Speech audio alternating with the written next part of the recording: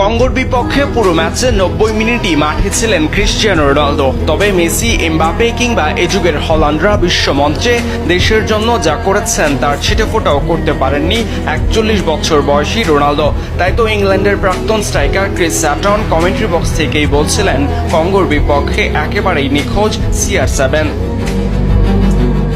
ম্যাচের প্রথমার্ধে মাত্র 16 বার বল টাচ করেছেন রোনালদো। করতে পারেননি কোনো গ্রাউন্ড ডুয়েল, এরিয়াল ডুয়েল কিংবা শট অন টার্গেট। একেবারেই CR7 ছিলেন ছন্ন ছাড়া। বিরতির পরও রোনালদো ফিরে পাননি চেনা ছন্দ। পুরো ম্যাচে মাত্র 25 বার বল টাচ করেছেন, শট অন টার্গেটও নেই। এমন স্ট্যাটই বলে দেয় ফুরিয়ে যাওয়া রোনালদো ঠিক কতটা বাজে ফর্মে আছেন।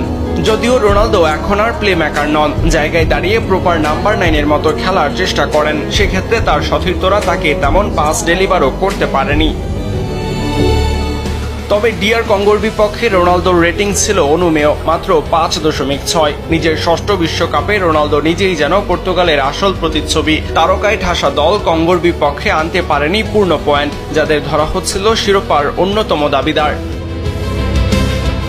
ম্যাচের মাত্র 6 মিনিটেই জোয়াও নেভিজের হেডে এগিয়ে গিয়েছিল পর্তুগাল। বল পজিশন ধরে রেখে বারবার অ্যাটাকেও গিয়েছিল পর্তুগিজরা, তবে তাতেও লাভ হয়নি।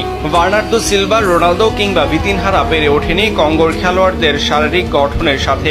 স্পিড কিংবা বডি ওনিংয়ে পর্তুগালকে ছাড় দেয়নি আফ্রিকান লেপার্সরা। প্রথমার্ধের যোগ করা অতিরিক্ত সময়ে ইউয়ান উইসার হেড থেকে সমতায় ফিরেছিল কঙ্গো, তবে এরপর আর কোনো দলই গোল পায়নি।